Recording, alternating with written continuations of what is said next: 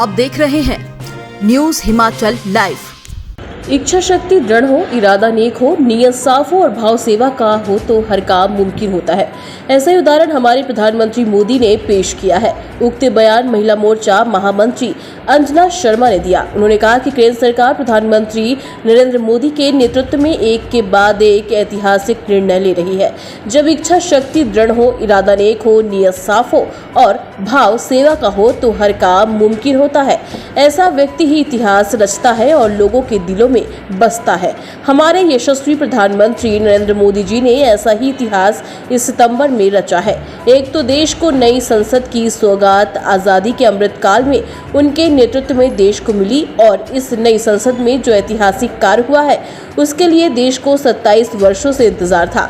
लोकसभा ने 20 सितंबर को जो नारी शक्ति वंदन अधिनियम पारित किया है वह भारत के लिए ऐतिहासिक कार्य है। नमस्कार। जब इच्छा शक्ति दृढ़ हो, इरादा नेक हो, नियत साफ हो और भाव सेवा का हो तो हर काम मुमकिन होता है। ऐसा व्यक्ति ही इतिहास रचता है और लोगों के दिलों में बसता है। हमारे यशस्वी प्रधानमंत्री नरेंद्र मोदी जी ने ऐसा ही इतिहास इस सितंबर में रचा है। एक तो देश को नई संसद की सौगात आजादी के अमृतकाल में उनके नेतृत्व में देश को मिली और इस नई संसद में जो ऐतिहासिक कार्य हुआ है उसके लिए देश को 27 वर्षों से इंतजार था। लोकसभा ने 20 सितंबर को जो नारी शक्ति वंदन अधिनियम पारित किया है वह भारत के लिए ऐतिहासिक कार्य है और देश की नारी शक्ति के लिए एक वरदान है। प्रधानमंत्री मोदी जी की कल्पना ने कार्य रूप लिया तो भारत रत्न अटल बिहारी वाजपेयी जी का सपना भी साकार हुआ। यह विधेयक नारी सशक्तिकरण के इतिहास में एक नया अध्याय लिखेगा।